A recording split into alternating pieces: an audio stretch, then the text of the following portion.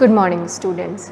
In the last video we have discussed about the modern periodic table, जिसमें हमने पढ़ा कि कितने ग्रुप्स होते हैं, कॉलम्स होते हैं। वो बहुत ही थ्योरेटिकल था, है ना। वैसे तो ये पूरा चैप्टर ही थ्योरेटिकल चैप्टर है, बट आज जो हम कंसेप्ट पढ़ने वाले हैं वो बहुत इंपॉर्टेंट कंसेप्ट है, क्योंकि आगे के जितने भी हम पीरियोडिक ट्रेंड्स पढ़ेंगे वो इन्हीं दो मेन कंसेप्ट पे डिपेंड करता है। ठीक है, पहला जो कंसेप्ट है वो स्क्रीनिंग इफेक्ट, उसी को हम क्या बोलते हैं, शील्डिंग इफेक्ट बोलते हैं, और दूसरा है इफेक्टिव न्यूक्लियर चार्ज। ठीक है, तो आज की वीडियो में हम ये दो टॉपिक करेंगे कवर, और साथ में हम एटॉमिक रेडियस के बारे में भी पढ़ेंगे, and what are the different trends of atomic radius. Okay, तो चलो देखते हैं स्क्रीनिंग इफेक्ट क्या होता है। स्क्रीन समझते हैं, स्क्रीनिंग या फिर शील्डिंग। शील्डिंग समझते हैं, शील्ड करना, किसी को बचाना। तो भाई शील्डिंग इफेक्ट में कौन किसको बचा रहा है देखते हैं। तो इसके लिए मैंने बहुत ही सिंपल बोर का जो एटॉमिक मॉडल है वो ड्रॉ किया, उससे समझना बहुत ईजी हो जाएगा। क्योंकि अब आप देखो, ये जो इलेक्ट्रॉन है, वैलेंस शेल का जो इलेक्ट्रॉन है ना, उस पर दो टाइप के फोर्स लग रहे हैं। पहला तो ये जो न्यूक्लियस है, न्यूक्लियस क्या करेगा, इस इलेक्ट्रॉन को अपनी तरफ अट्रैक्ट करेगा। तो पहला जो फोर्स है वो फोर्स ऑफ अट्रैक्शन है, जो इस इलेक्ट्रॉन को इस न्यूक्लियस की तरफ पुल कर रहा है। ठीक है, बट आप देखेंगे इसके इनर शेल्स में भी इलेक्ट्रॉन प्रेजेंट है, जो ये इलेक्ट्रॉन्स क्या करेंगे, इसको रिपेल करेंगे, क्योंकि इलेक्ट्रॉन्स आर नेगेटिवली चार्ज, और दो सेम टाइप के चार्ज में क्या होता है, फोर्स ऑफ रिपल्शन होता है। तो यहाँ पर क्या होगा, रिपल्शन होगा। तो टोटल जो न्यूक्लियर चार्ज इसको पुल करना चाहिए, है ना, जो इफेक्टिव न्यूक्लियर चार्ज इसको पुल करना चाहिए, वो उतना इफेक्टिव न्यूक्लियर चार्ज इस पर आ नहीं पाता है। क्यों? क्योंकि जो इलेक्ट्रॉन्स, अंदर के इलेक्ट्रॉन्स हैं, वो इस न्यूक्लियस को क्या कर रहे हैं, शील्ड कर दे रहे हैं। यहाँ पर शील्डिंग इफेक्ट आ जा रही है। समझ रहे हैं क्या बोल रहे हैं। जो वैलेंस शेल का जो इलेक्ट्रॉन है, ठीक है, उसमें उतना ज़्यादा फोर्स ऑफ अट्रैक्शन नहीं है न्यूक्लियस का। क्यों? क्योंकि बिकॉज ये जो इनर शेल के जो इलेक्ट्रॉन्स हैं वो क्या कर दे रहे हैं, यहाँ पर एक शील्डिंग जैसा इफेक्ट प्रोड्यूस कर दे रहे हैं, जिसकी वजह से इस पर टोटल जो फोर्स ऑफ अट्रैक्शन होना चाहिए न्यूक्लियस की तरफ से, वो क्या हो गया है, कम हो गया है। ठीक है, ये जो वैलेंस शेल के इलेक्ट्रॉन है, इसमें टोटल जो न्यूक्लियस चार्ज का फोर्स ऑफ अट्रैक्शन होना चाहिए वो कम हो गया because of this inner shell electrons. तो ये जो इनर शेल के इलेक्ट्रॉन्स हैं, दे प्रोड्यूस शील्डिंग इफेक्ट। ठीक है, इसी को हम बोलते हैं शील्डिंग इफेक्ट। जो इनर शेल के इलेक्ट्रॉन्स हैं वो क्या करते हैं, इस इलेक्ट्रॉन पे जो फोर्स ऑफ अट्रैक्शन लग रहा है न्यूक्लियस का, उसको कम कर देते हैं। इसी फिनोमेना को हम क्या बोलते हैं, शील्डिंग इफेक्ट बोलते हैं। ठीक है, तो शील्डिंग इफेक्ट समझ में आ गया। शील्ड कर रहे हैं ना, देखो इसके ये न्यूक्लियस को इन्होंने शील्ड करके रखा है यहाँ पर, ताकि क्या होगा, इससे इस पे जो टोटल फोर्स ऑफ अट्रैक्शन आना चाहिए न्यूक्लियस की तरफ से, वो क्या हो जाएगा, कम हो जाएगा। ठीक है, इसको हम बोलते हैं शील्डिंग या फिर स्क्रीनिंग इफेक्ट। दूसरा जो इम्पोर्टेंट कॉन्सेप्ट है वो है nuclear, effective nuclear charge.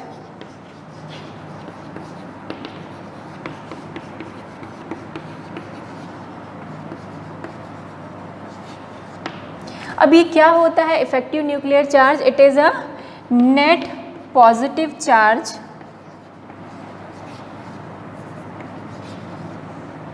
experienced by an electron। ठीक है, net positive charge experience by an electron. देखो क्या होता है ना, अगर ये जो प्रोटॉन है, ठीक है, ये प्रोटॉन है यहाँ पर न्यूक्लियस में, ये प्रोटॉन क्या लगाते हैं, इनमें कुछ चार्ज होता है, पॉजिटिव चार्ज होता है सपोज, है ना। तो ये जो पॉजिटिव चार्ज है वो क्या होगा, इसको अपनी तरफ अट्रैक्ट करेगा इलेक्ट्रॉन्स को, है ना। पर जैसे जैसे डिस्टेंस ज़्यादा होते जाता है न्यूक्लियस से इलेक्ट्रॉन का, ठीक है, अगर सपोज इसके आउटर मोस्ट शेल में और एक इलेक्ट्रॉन है, ठीक है, यहाँ पर भी इलेक्ट्रॉन है और इसके आउटर मोस्ट शेल में भी इलेक्ट्रॉन है, तो जैसे जैसे इलेक्ट्रॉन दूर जाते जाते हैं ना, टोटल जो न्यूक्लियर चार्जेस हैं वो कम होते जाता है। क्यों? Because of the shielding effect, क्योंकि ये इलेक्ट्रॉन्स जो है इस न्यूक्लियस को शील्ड करके रखें, तो जिस फोर्स ऑफ अट्रैक्शन से इस इलेक्ट्रॉन को इस न्यूक्लियस से पुल होना चाहिए, वो उतना फोर्स ऑफ अट्रैक्शन नहीं रह जाता, तो टोटल जो न्यूक्लियर चार्ज है वो कम हो जाता है। ठीक है, सपोज अगर कोई भी शील्डिंग इफेक्ट नहीं होता तो जो है न्यूक्लियस जो है किसी भी इलेक्ट्रॉन पे Z फोर्स लगा रहा है, Z फोर्स ऑफ अट्रैक्शन। ठीक है, but because of the inner electrons जो Z इफेक्टिव है, मतलब इफेक्टिव न्यूक्लियर चार्ज है, वो कम होता है, it is Z minus S। और यहाँ पर S क्या है, S is the number of electrons ठीक है। एस क्या है, number of electrons between the nucleus and the this electron, question electron, जिसके बारे में हम बात कर रहे हैं उसके, और यहाँ पर जो चार्ज है उसके, उनके बीच जितने भी इलेक्ट्रॉन्स हैं उसको हम माइनस कर देंगे तो हमारा क्या निकलेगा, जेड इफेक्टिव। ठीक है, जेड इफेक्टिव मतलब इस इलेक्ट्रॉन्स पे, इस या कोई भी हम किसी भी इलेक्ट्रॉन की बात करें, इस इलेक्ट्रॉन की बात करें कि इस पर कितना इफेक्टिव चार्ज है, या इस इलेक्ट्रॉन की बात करें इस पर कितना इफेक्टिव चार्ज है, तो क्या होगा, because of this screening effect की वजह से इस पे जो है न्यूक्लियर चार्ज जो है, इफेक्टिव न्यूक्लियर चार्ज, वो क्या होगा, कम हो जाएगा। क्यों, because of this electron repulsion की वजह से। तो टोटल इफेक्टिव न्यूक्लियर चार्ज कितना होगा, Z effective is equals to Z minus S, where S is the number of inner electrons. अगर हम इस इलेक्ट्रॉन की बात करें, ठीक है, सपोज ये एक कॉन्फ़िगरेशन है, किसी इलेक्ट्रॉनिक कॉन्फ़िगरेशन 11 है, सपोज इसका एटॉमिक नंबर क्या है 11, तो Z क्या हो गया 11। और इफेक्टिव न्यूक्लियर चार्ज के लिए हम क्या निकालना है, S मतलब इनर इलेक्ट्रॉन्स। तो देखो अगर मैं इस इलेक्ट्रॉन की बात करूँ तो कितने इनर इलेक्ट्रॉन्स हैं, 1 2 3 4 5 6 7 8 9 10। सो इस पर कितना न्यूक्लियर चार्ज रह जाएगा, सिर्फ +1 का न्यूक्लियर चार्ज होगा। होना कितना चाहिए 11 का, क्योंकि इस पर 11 प्रोटॉन है तो 11 प्रोटॉन इसको पुल करनी चाहिए इस इलेक्ट्रॉन को, है ना। पर ऐसा होता नहीं, because of this inner electron shielding effect होता है, जिसपे इस इलेक्ट्रॉन पे टोटल न्यूक्लियर चार्ज जितना होना चाहिए उससे कम होगा, जिसको हम क्या बोलते हैं, इफेक्टिव न्यूक्लियर चार्जेस। और जैसे जैसे शेल्स बढ़ते जाएंगे ना, इफेक्टिव न्यूक्लियर चार्ज कम होता जाएगा। ठीक है, इसी वजह से आप देखोगे इस इलेक्ट्रॉन को रिमूव करना इजी होता है, बट अगर आप इनर इलेक्ट्रॉन्स को रिमूव करना चाहें तो वो टफ होगा। ठीक है, अगर आप चाहते हैं कि ये कोई एटम है, ये सोडियम एटम है, और आप इससे एक इलेक्ट्रॉन लूज़ कराना चाहते हैं तो आप इजीली एक इलेक्ट्रॉन लूज़ करा सकते हैं, क्योंकि जो ये इलेक्ट्रॉन है ये न्यूक्लियस से उतना ज़्यादा बॉन्डेड नहीं है, इनके बीच फोर्स ऑफ अट्रैक्शन क्या हो गया है, कम हो गया, because of this shielding effect या फिर स्क्रीनिंग इफेक्ट। तो अब ये दोनों के बीच फोर्स ऑफ अट्रैक्शन ज़्यादा नहीं है, तो आप इजीली ये इलेक्ट्रॉन क्या कर सकता है, लूज़ कर सकता है और इजीली Na+ बना सकता है। बट अगर आप Na2+ बनाने की कोशिश करें, 2+ मतलब क्या हो गया, आप चाहते हैं कि इनर इलेक्ट्रॉन्स रिमूव करना चाहते हैं, ठीक है, आप चाहते हैं कि ये इलेक्ट्रॉन रिमूव हो, तो उस समय जो इफेक्टिव न्यूक्लियर चार्ज है वो बहुत ज़्यादा है इनके और इनके बीच। देखो तो इफेक्टिव न्यूक्लियर चार्ज बहुत ज़्यादा कितना होगा, अगर मैं इस इलेक्ट्रॉन की बात करूँ, इस इलेक्ट्रॉन में इफेक्टिव न्यूक्लियर चार्ज निकालूँ तो देखो कितना होगा, Z कितना है 11 प्रोटॉन्स हैं, और इनर इलेक्ट्रॉन्स कितने हैं, इस केस में सिर्फ 2 ही हैं,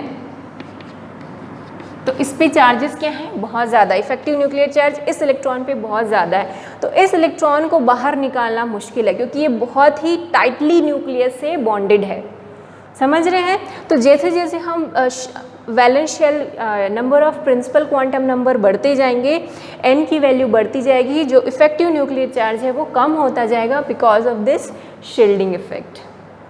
ठीक है, तो आगे ये कंसेप्ट बहुत ज़्यादा यूज़ होने वाला है, जब हम आयनाइजेशन एंथैल्पी पढ़ेंगे तो ये कंसेप्ट बहुत ज़्यादा यूज़ करेंगे। ठीक है, screening effect, shielding effect, effective nuclear charge. ठीक है, इफेक्टिव न्यूक्लियर चार्ज मतलब ये जो प्रोटॉन है, ठीक है, ये न्यूक्लियस है, न्यूक्लियस के अंदर क्या है, प्रोटॉन है। सो प्रोटॉन क्या करता है, इस इलेक्ट्रॉन्स के ऊपर एक फोर्स ऑफ अट्रैक्शन लगाता है, but because of the repulsion of electrons, है ना, because of the repulsion force between the electrons, ये टोटल न्यूक्लियर चार्ज थोड़ा कम हो जाता है, जो एक्चुअल होता है उससे, जो एक्चुअल है वो थ्योरेटिकल वैल्यू से कम होता है। ठीक है, इस वजह से इसको हम बोलते हैं effective nuclear charge. Nuclear charge नहीं बोलते, इफेक्टिव मतलब कितना उस पर इफेक्ट पड़ेगा न्यूक्लियस का। क्लियर हुआ। सो ये है स्क्रीनिंग इफेक्ट या इफेक्टिव न्यूक्लियर चार्ज। अब हम बात करें तो एक एग्जाम्पल लेते हैं पहले।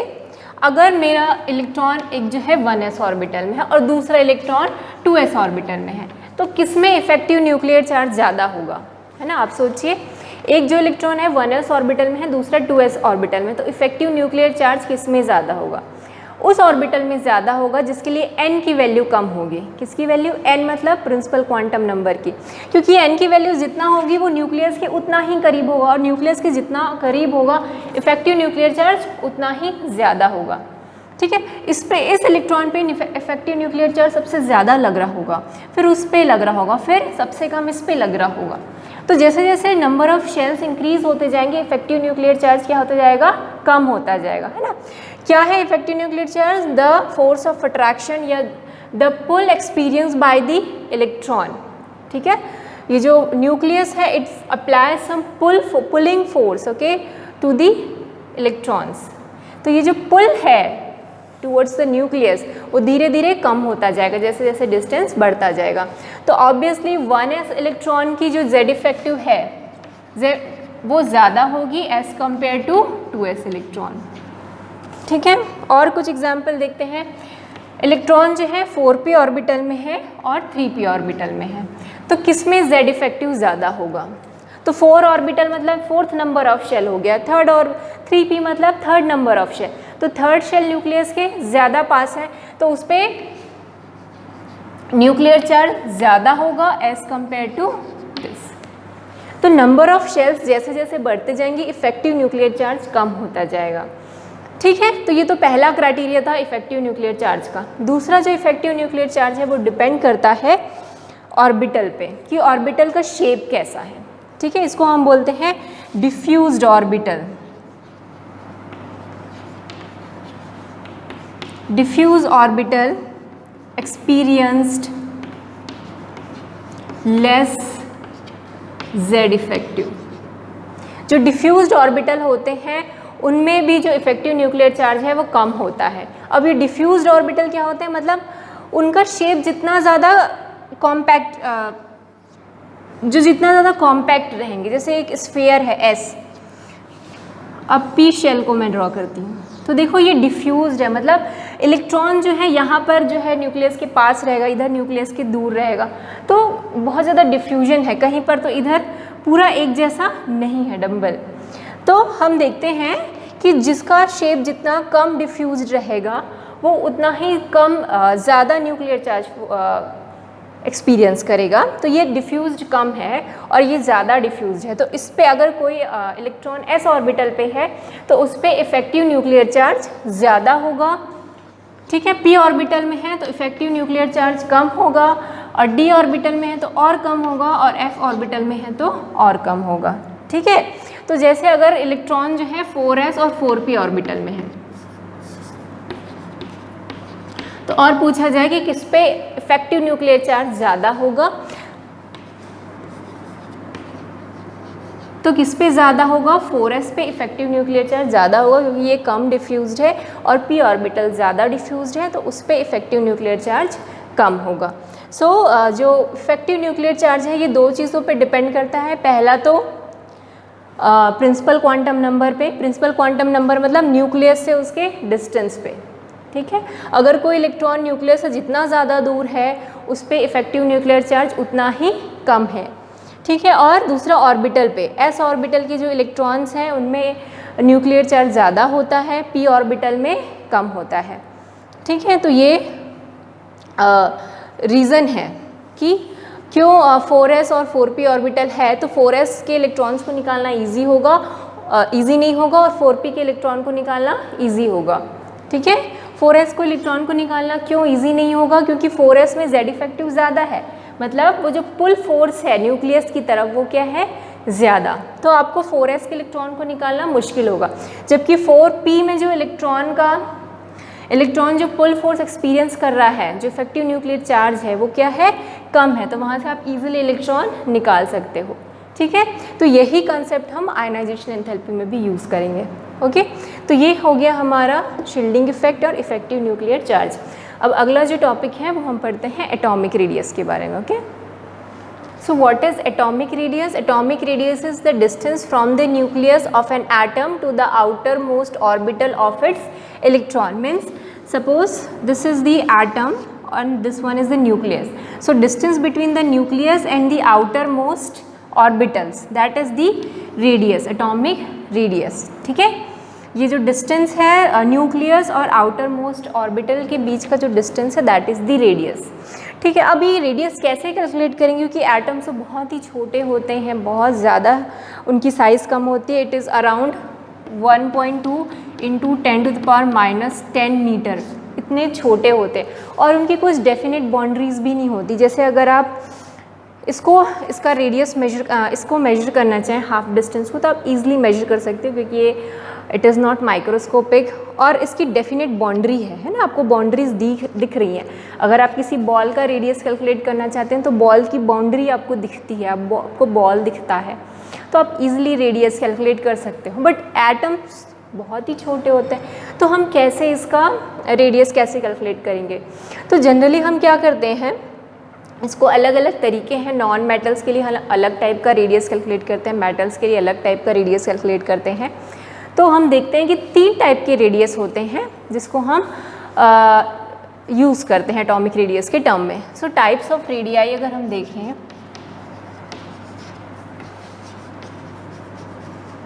टाइप्स ऑफ एटॉमिक रेडियाई अगर हम लोग देखें, सो फर्स्ट जो होता है वो होता है कोवेलेंट रेडियस। ठीक है, कोवेलेंट रेडियस हम नॉन मेटालिक जो एटम है उसके लिए फाइंड करते हैं कोवेलेंट रेडियस, क्योंकि कोवेलेंट बॉन्ड कौन बनाता है? नॉन मेटल्स बनाते हैं कोवेलेंट बॉन्ड। तो नॉन मेटल्स के केस में हम कोवेलेंट रेडियस फाइंड करते हैं। So what is covalent radius? Covalent radius find करने के लिए हमको मोनो एटम कोवेलेंट कंपाउंड चाहिए होता है। मोनो एटम कोवेलेंट कंपाउंड मतलब दोनों ही जो एटम है जो कोवेलेंट बॉन्ड बना रहे हैं वो एक ही होने चाहिए। जैसे अगर मैं क्लोरीन के एटम ले रही हूँ, दोनों ही एटम क्या होने चाहिए? क्लोरीन के एटम होने चाहिए। ठीक है, और इनके बीच क्या होना चाहिए? सिंगल बॉन्ड होना चाहिए। ठीक है, so covalent bond it is defined as the half the internuclear distance between the 2 nuclei atoms bounded by a single covalent bond. जो 2 न्यूक्लियस हैं, ठीक है, ये जो एटम्स हैं इनके बीच, क्लोरीन और क्लोरीन के बीच क्या होता है? Single bond. तो इन दोनों न्यूक्लियस के बीच का जो डिस्टेंस है उसको अगर हम हाफ कर देते हैं तो क्या निकल जाता है? Covalent radius. अब आप देखेंगे ये दोनों एटम को मैंने ओवरलैप करवाया है। ओवरलैप क्यों करवाया है? क्योंकि ये जो क्लोरीन है इसमें कोवेलेंट बॉन्ड है। कोवेलेंट बॉन्ड मीन्स क्या कर रहे हैं? ये इलेक्ट्रॉन्स की शेयरिंग कर रहे हैं। इलेक्ट्रॉन्स की शेयरिंग कर रहे हैं मतलब इनके ऑर्बिटल्स आपस में क्या करेंगे? ओवरलैप करेंगे। ठीक है, इसका ऑर्बिटल और इसका ऑर्बिटल आपस में क्या करेंगे? लोग ओवरलैप करेंगे, तभी तो इलेक्ट्रॉन की शेयरिंग हो पाएगी ना। तो यहाँ पर ओवरलैपिंग बता रहा है कि ये दोनों जो है, दोनों के इलेक्ट्रॉन क्लाउड्स जो हैं एक दूसरे के साथ शेयरिंग हो रही है। ठीक है, तो 2 मोनो एटम्स, 2 एक सेम टाइप के एटम के बीच अगर कोवेलेंट बॉन्ड होता है तो इसके बीच का हम लोग डिस्टेंस मेजर करते हैं और उसको हाफ कर देते हैं। ठीक है, उसी को हम बोलते हैं कोवेलेंट रेडियस। तो सपोज ये जो डिस्टेंस है इट इज़ DAB। ठीक है, ये A है और ये B है। सो रेडियस हो जाएगा DAB/2।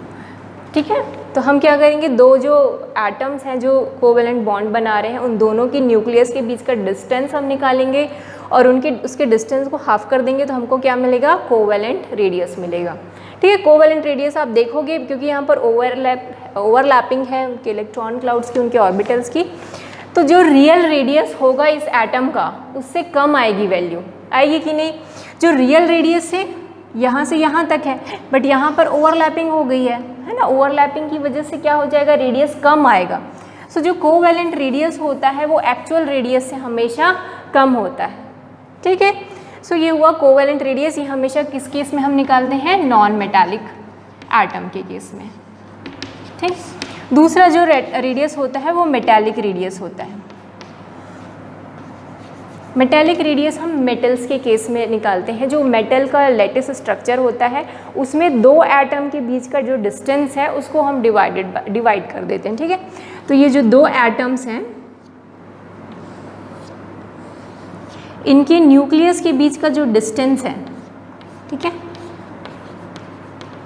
उसको अगर हम हाफ कर दें तो हमको क्या मिल जाएगा? Metallic radius. और ये किस केस में होता है? मेटल्स के केस में। ओके, सो अब थर्ड जो रेडियस है वो है वॉन डेर वाल रेडियस।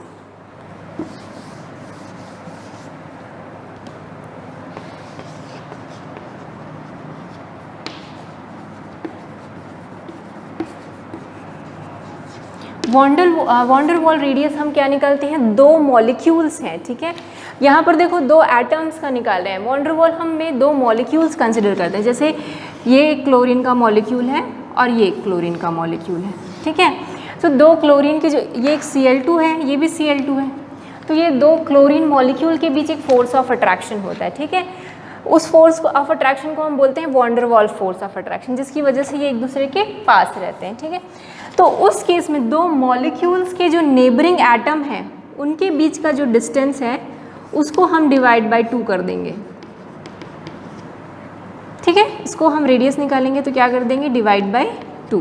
इसको हम बोलते हैं वॉन डेर वाल रेडियस, ठीक है। क्या किए हैं, दो मॉलिक्यूल्स हैं, मॉलिक्यूल्स के बीच में जो नेबरिंग एटम है, ठीक है, उसके दो न्यूक्लियस के बीच का क्या निकाले हैं, डिस्टेंस, और उसको डिवाइड बाय 2 कर दिए हैं, तो वो हमारा क्या हो गया, वॉन डेर वाल रेडियस। सो कोवेलेंट रेडियस में क्या होते हैं, दो एटम्स होते हैं, ठीक है, एक ही मॉलिक्यूल्स के दो एटम हैं, ठीक है, एक ही मॉलिक्यूल है, ये Cl2 मॉलिक्यूल है, उसके दो एटम के बीच का डिस्टेंस निकाल रहे हैं, और हमेशा ये मॉलिक्यूल्स के बीच कैसा बॉन्ड होना चाहिए, कोवेलेंट बॉन्ड होना चाहिए, तभी हम कोवेलेंट रेडियस निकाल सकते हैं।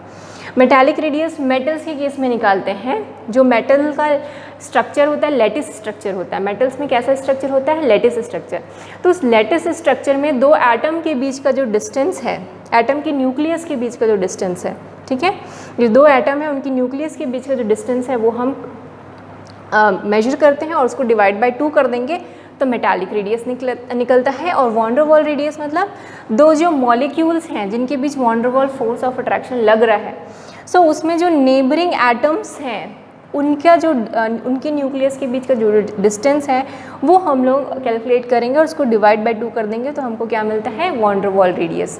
तो अब इन तीनों से आप देख सकते हो कि जो वॉन डेर वाल रेडियस है उसकी वैल्यू ज़्यादा आएगी कि नहीं, क्योंकि देखो यहाँ पर ये डिस्टेंस भी कंसिडर हो रहा है। तो वॉन डेर वाल रेडियस हमेशा बड़ा होता है, उसके बाद मेटालिक रेडियस होता है, और उसके बाद सबसे छोटा क्या होता है, कोवेलेंट रेडियस। सो ये अलग अलग रेडियस फाइंड करने के तरीके हैं, ठीक है। ऐसे इसको एक्सरे और अदर स्पेक्ट्रोस्कोपिक मेथड से फाइंड करते हैं, सिंपल नहीं फाइंड करते हैं। इसको फाइंड करने का मेथड बहुत ही कॉम्प्लिकेटेड है, ठीक है। ये जो रेडियस है ये मेजर करने का जो तरीका है बहुत ही कॉम्प्लिकेटेड तरीका है। इसको हम स्पेक्ट्रोस्कोपिक मेथड से करते हैं या फिर एक्सरे मेथड यूज़ करके रेडियस मेजर करते हैं। तो ये 3 टाइप की रेडियस हम लोग मेजर करते हैं। कोवेलेंट रेडियस हम कोवेलेंट बॉन्ड के केस में करते हैं जब सिंगल बॉन्ड हो, ठीक है। दोनों एटम के बीच कैसा बॉन्ड होना चाहिए, सिंगल बॉन्ड होना चाहिए और नॉन मेटालिक होना चाहिए दोनों एटम।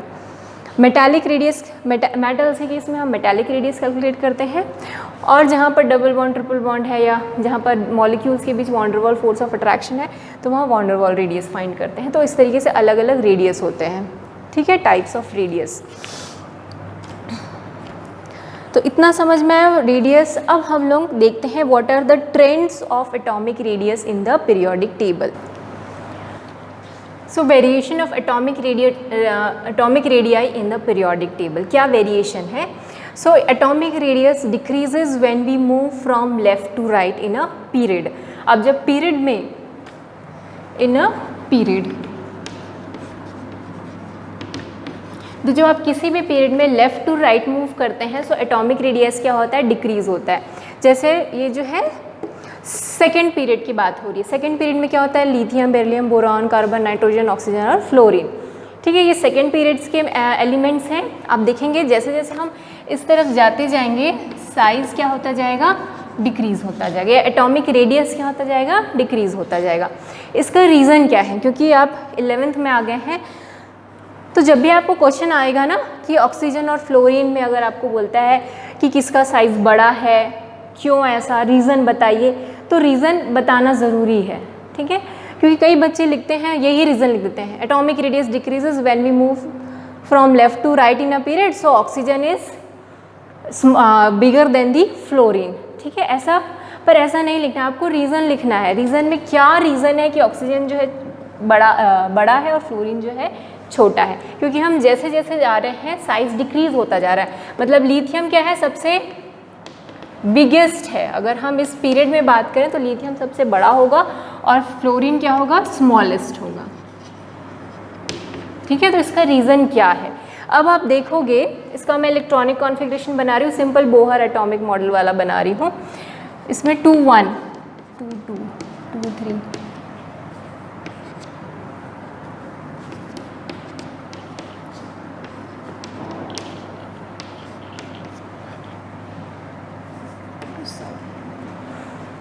तो अब देखोगे कि जैसे हम लेफ़्ट टू राइट जा रहे हैं, अब देखो नंबर ऑफ प्रोटॉन्स तो बढ़ रहे हैं, है ना, ये सब क्या है, atomic number is equals to number of proton.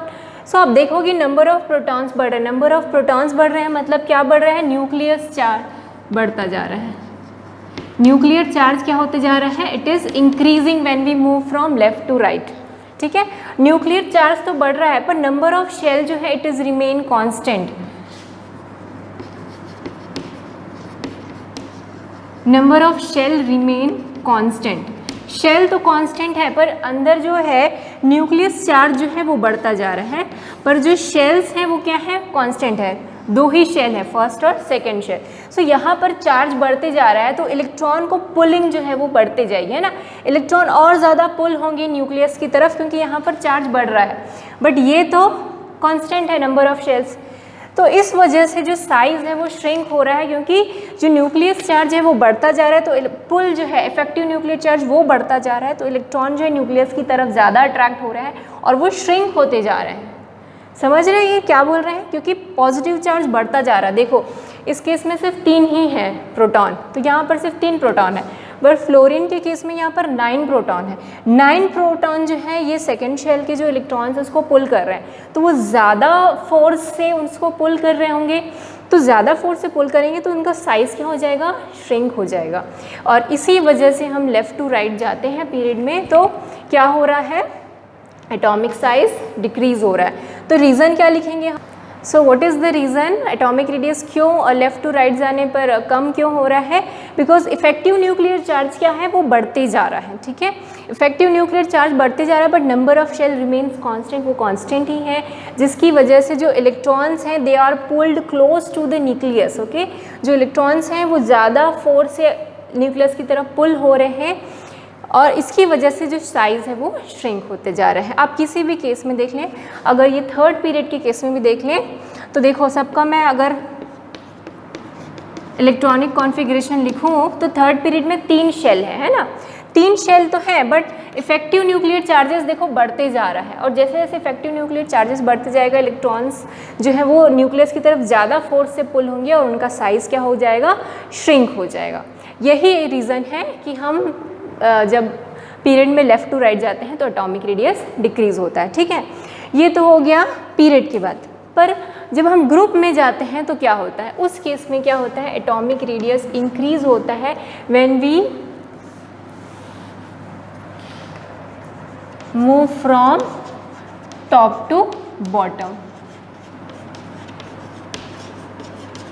ठीक है, टॉप टू बॉटम जाते हैं तो क्या हो रहा है, इंक्रीज हो रहा है इन अ ग्रुप। किसी भी ग्रुप में आप टॉप टू बॉटम जाएंगे तो एटॉमिक रेडियस क्या होगा, इंक्रीज होगा। उसका क्या रीज़न होगा आप खुद सोचिए। तो जैसे मैं ग्रुप 1 की बात करूं, lithium, sodium, potassium, rubidium, caesium. ठीक है, ये है हमारे 4 ये एलिमेंट्स हैं ग्रुप 1 के। तो ये ग्रुप 1 के एलिमेंट है लिथियम, सोडियम, पोटेशियम, रुबिडियम और सीसियम। ठीक है, लिथियम का होता है 3, 11, 19, इसका होता है 37, इसका होता है 55। अब देखो यहाँ पर क्या होते जा रहा है, आप देखोगे एटॉमिक नंबर तो इंक्रीज हो रहा है, एटॉमिक नंबर के इंक्रीज होने के साथ साथ नंबर ऑफ शेल्स भी इंक्रीज हो रहे हैं। इसमें कितने हैं 2, 1, इसमें कितने हैं 2, 8, 1, इसमें कितने होंगे 2, 8, 8, 1। सो यहाँ n इक्वल्स टू 2 है, यहाँ n इक्वल्स टू 3 है, n इक्वल्स टू 4 है, यहाँ पर n की वैल्यू होगी 5, n की वैल्यू होगी 6। तो हमेशा जो इलेक्ट्रॉन है, एटॉमिक नंबर तो इंक्रीज़ होते जा रहा है पर हमेशा जो इलेक्ट्रॉन्स हैं वो नए एनर्जी शेल में या नए एनर्जी लेवल में क्या हो रहा है, जा रहा है। सो एनर्जी लेवल बढ़ते जा रहा है ना। अगर मैं पहला केस ड्रॉ करूँ तो दो शेल वाले हैं, फिर बढ़ा करूँगी तो 3 शेल वाले हैं। तो अब देखो इस वजह से एटॉमिक रेडियस क्या हो रहा है, यहाँ पर बढ़ते जा रहा है। क्यों? क्योंकि एटॉमिक नंबर इंक्रीज़ होने के साथ साथ जो प्रिंसिपल क्वांटम नंबर है वो भी इंक्रीज़ होते जा रहा है। तो हमेशा जो इलेक्ट्रॉन है वो एक नए एनर्जी लेवल में जाता है, जिसकी वजह से जो है एटम का साइज़ है वो इंक्रीज़ होते जा रहा है। तो आप जब भी किसी भी ग्रुप नंबर 1, 2, 3 किसी भी ग्रुप की बात करें, किसी भी ग्रुप में हम जब टॉप टू बॉटम जाएंगे तो एटॉमिक रेडियस क्या होगा, इंक्रीज़ होगा। ठीक है, तो ये 2 केस था वेरिएशन का। हमेशा हम 2 केस पढ़ेंगे कि पीरियड में क्या होता है, अलोंग द पीरियड क्या ट्रेंड है, और विद इन अ ग्रुप क्या ट्रेंड है। ठीक है, किसी भी प्रॉपर्टी का। तो एटॉमिक रेडियस का ट्रेंड हम पढ़ चुके हैं। एटॉमिक रेडियस का क्या ट्रेंड है पीरियड में, when we move left to right in a period the atomic size decreases या atomic radius decreases, and when we move within a group from top to bottom atomic radius increases. Reason clear हो गया। यहाँ पर हमेशा principal quantum number increase हो रहा है। ठीक है, किस केस में, ग्रुप के केस में। जबकि हम जब पीरियड में जाते थे तो प्रिंसिपल क्वांटम नंबर कांस्टेंट रहता था, है, नंबर ऑफ शेल कांस्टेंट रहता था। पर क्या बढ़ रहा था वहाँ पर, इफेक्टिव न्यूक्लियर चार्ज बढ़ रहा था। इफेक्टिव न्यूक्लियर चार्ज बढ़ने की वजह से इलेक्ट्रॉन जो है it experience more pulling force towards the nucleus. ठीक है, वो न्यूक्लियस की तरफ ज़्यादा पुल हो रहे थे और इसकी वजह से उनका साइज श्रिंक हो जा रहा था। तो रीज़न जानना बहुत इंपॉर्टेंट है। ठीक है, तो यहाँ तक हम लोग पढ़ लिए एटॉमिक रेडियस तक। अगला जो टॉपिक है वो है आयनिक रेडियस, जो हम अगले वीडियो में कवर करेंगे। ठीक है, इस वीडियो में कोई डाउट हो तो just let me know. Thank you.